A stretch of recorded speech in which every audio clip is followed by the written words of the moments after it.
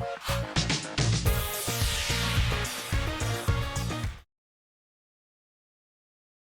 Hello hello hello hello hello good morning good morning good morning. I hope आप सब लोग अच्छे होंगे। आज की डेट है 22 जून और आज दिन है रविवार का। तो आप सबके लिए लेके आए एक स्पेशल वीडियो जिसमें हम बात करने वाले हैं गोल्ड से रिलेटेड कि गोल्ड की मार्केट में किस तरीके से बेहतर वे में काम किया जा सकता है और क्यों हमें गोल्ड की मार्केट को प्रेफरेंस देना चाहिए ट्रेडिंग करने के लिए। इन सब चीज़ों को आज हम समझने की कोशिश करेंगे इस वीडियो के माध्यम से। तो सभी लोगों का स्वागत करते हैं, जो लोग भी इस वीडियो के माध्यम से हमारे चैनल पे आए हुए हैं। उनके लिए इन्फॉर्मेशन है, जितनी भी ग्लोबल कमोडिटीज हैं, ग्लोबल मार्केट्स हैं, सारी मार्केट्स का एनालिसिस हम आपके लिए इस चैनल पे लेके आते हैं, जो कि आपको बाजार को सीखने और समझने में मदद कर सकती है। हमारी सारी की सारी एनालिसिस चार्ट के बेसिस पे होती हैं। अगर आप चार्ट एनालिसिस में रुचि रखते हैं, तो मेरा पूरा विश्वास है कि यही वो चैनल है जिसे आप इतने समय से ढूँढ रहे थे। फाइनली आपको ये चैनल मिला है। मेरा पूरा विश्वास है अगर आप रेगुलर इंटरवल पे हमारी वीडियोज़ को देखते हैं, चीज़ों को सीखने समझने की कोशिश करते हैं, तो आप भी इस तरीके की एनालिसिस स्वयं से आने वाले दिनों में कर पाएँगे।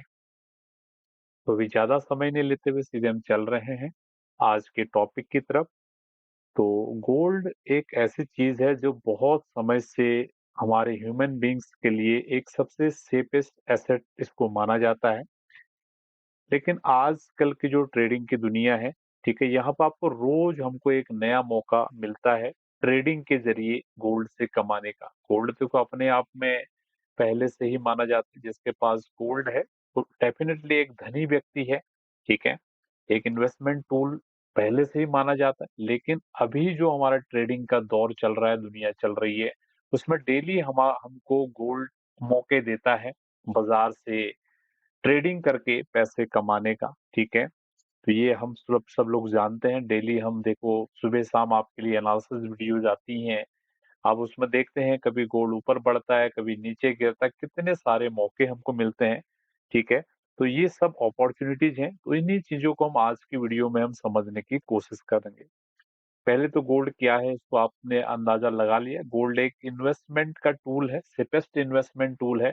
और आज की डेट में गोल्ड में जो वॉलेटिलिटी है, जो मूवमेंट होती है, उसके माध्यम से डे टू डे की मार्केट्स में भी हमारे पास कमाने के बहुत सारे मौके रहते हैं। तो हम बात करते हैं कि गोल्ड एक रिजर्व एसेट है, ठीक है। जैसे समझिए गोल्ड अभी क्या है, जैसे एक हमारी दुनिया किससे चलती है? दुनिया चलती है रुपये पैसे से चलती है। हम लोग वैल्यू करते हैं जिसके पास जितना ज्यादा पैसा उतना ज्यादा अच्छा व्यक्ति, उतना ज्यादा सफल व्यक्ति। लेकिन अगर हम कंपेरेटिवली बात करें, गोल्ड एक रिजर्व करेंसी है, ठीक है। अगर करेंसी हमारी फेल कर जाएगी, वहां पर गोल्ड सेकेंडरी करेंसी के रूप में काम करेगा। तो इसको reserve gold is a reserve asset के रूप में इसको जाना जाता है, ठीक है। तो क्यों इसी वजह से गोल्ड दुनिया भर की करेंसीज में जो भी इफेक्ट आते हैं, उसका डायरेक्टली या इनडायरेक्ट रूप से गोल्ड पे इफेक्ट पड़ता है। जब भी बाजार में कोई भी क्राइसिस आता है, हम दुनिया में देखते हैं, किसी भी रूप से अगर कोई भी अगर क्राइसिस आता है, ठीक है, उसका डायरेक्ट या इनडायरेक्ट रूप से गोल्ड पे डायरेक्टली उसका असर पड़ता है। और गोल्ड डेफिनेटली अगर करेंसीज पे अगर क्राइसिस आएगा तो गोल्ड बढ़ेगा, क्योंकि गोल्ड उसका अल्टरनेटिव हमारा आगे उसका रिजर्व एसेट हमारा गोल्ड ही है। और इसको सेफ हेवन भी कहा जाता है, क्योंकि डर के समय ही गोल्ड को ज्यादा खरीदा जाता है।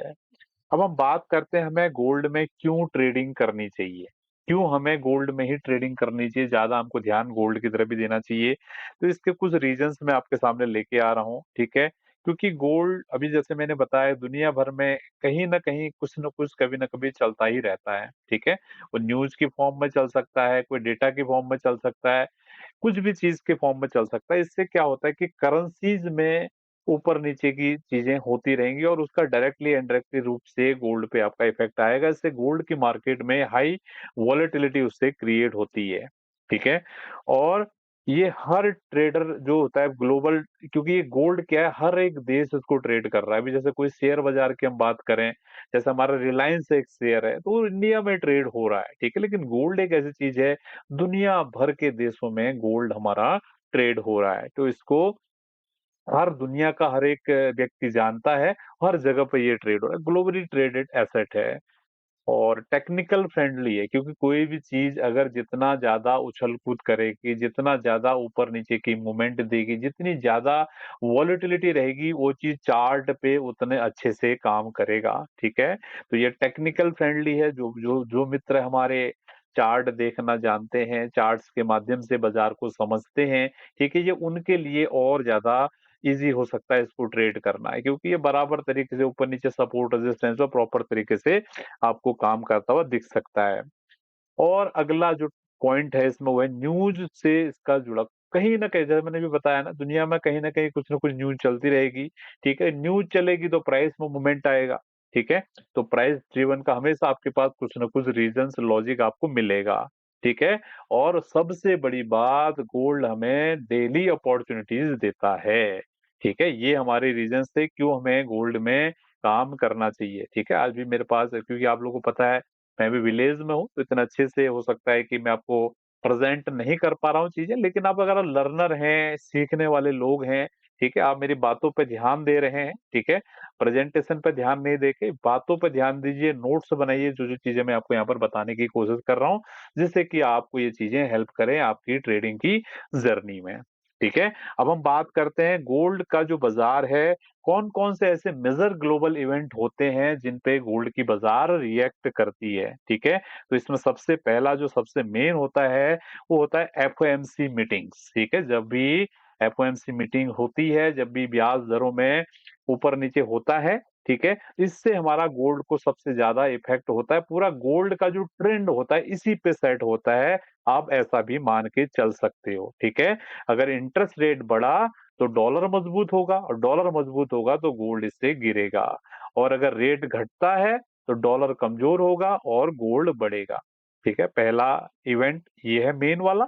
दूसरे नंबर पर हम देंगे सीपीआई डेटा को। सीपीआई डेफिनेटली ये महंगाई का आंकड़ा है, अगर इन्फ्लेशन बढ़ेगी तो गोल्ड भी बढ़ेगा, ठीक है। और इन्फ्लेशन अगर कम होगी तो गोल्ड गिरेगा।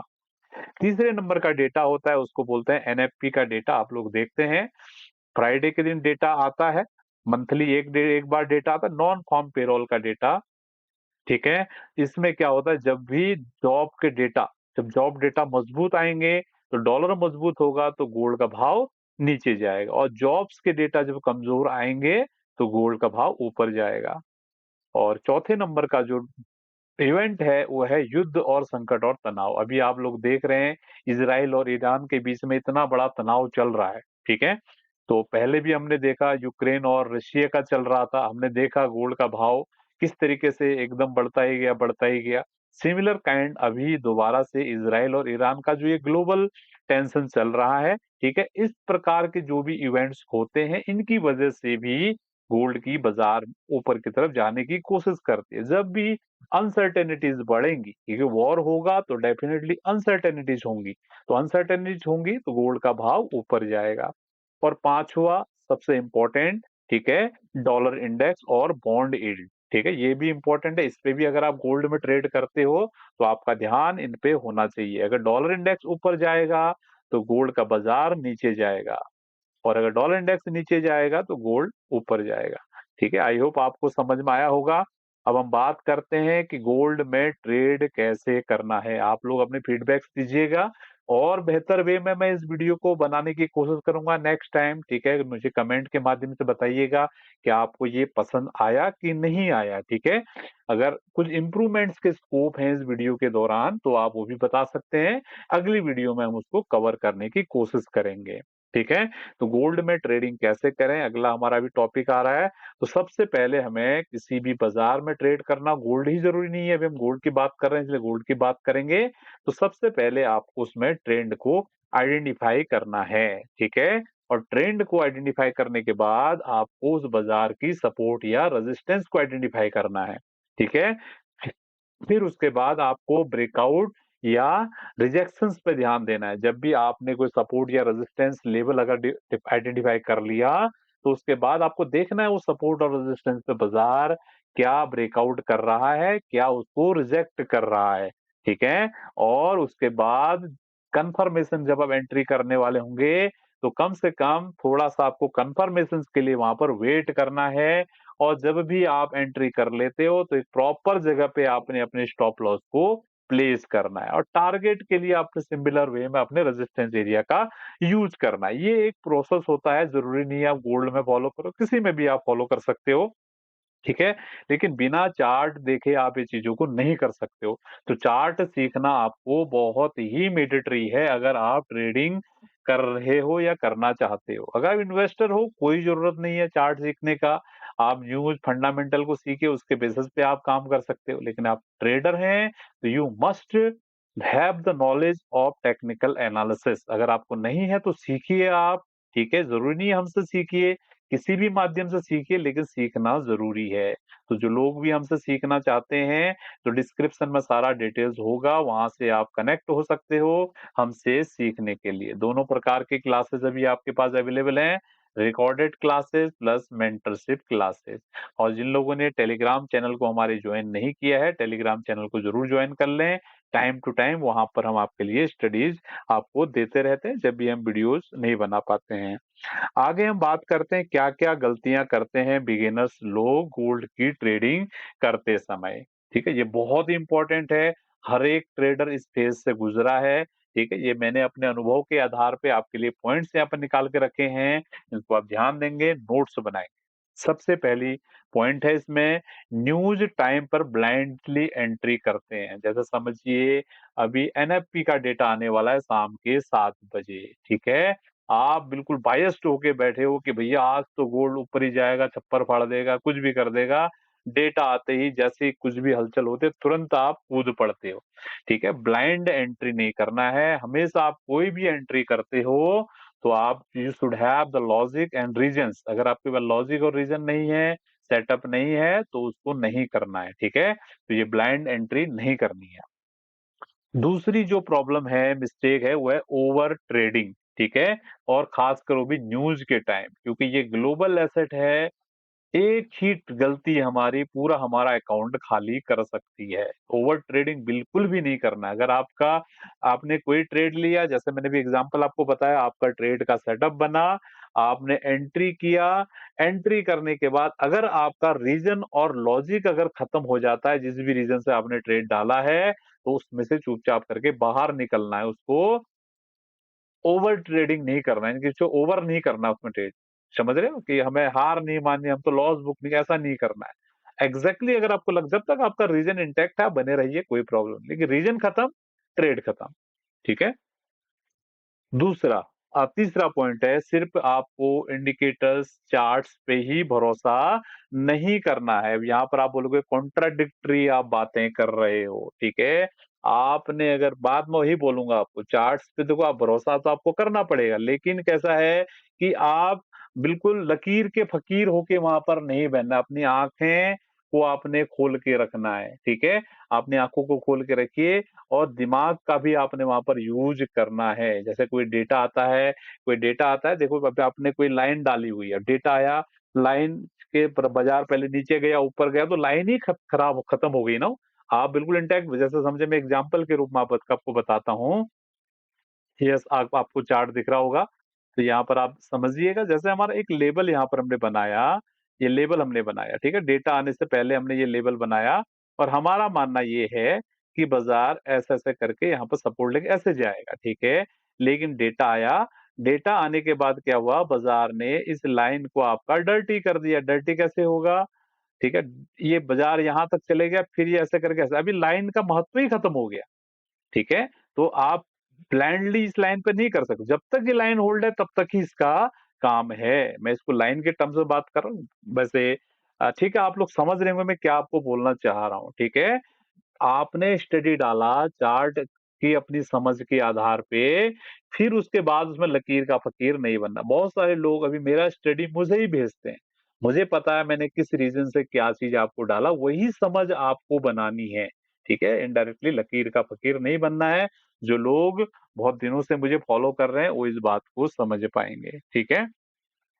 इमोशनल डिसीजन लेने में भी गलतियाँ करते हैं। इमोशनली लोग डिसीजन लेते हैं ट्रेडिंग में, ठीक है? कि उनको लगता है आज गोल्ड बढ़ना ही चाहिए, आज गोल्ड गिरना ही चाहिए, ये इमोशनल डिसीजंस है। इसकी वजह से बिगिनर्स ट्रेडर्स मिस्टेक करते हैं। ओवर ट्रेडिंग, हर मूव में ट्रेड को ढूँढना, उनको लगता है कि आज जैसे गोल्ड की मार्केट ने $100 का मूवमेंट दिया, उनसे छूट गया। अब वो रिग्रेट करते हैं $100 का मूवमेंट कैसे छूट गया? $50 गिरा कैसे छूट गया? हर एक मोमेंट को कैप्चर करने की कोशिश नहीं करना है। जो बिगिनर ट्रेडर हैं, बिगिनर्स लोग हैं, वो यही मिस्टेक करते हैं। उन्हें लगता है कैसे छूट गया, ठीक है? ये कुछ मिस्टेक्स हैं। तो अभी हम फाइनल कॉन्क्लूड कर देते हैं, वीडियो थोड़ा लंबा हो रहा है, ठीक है?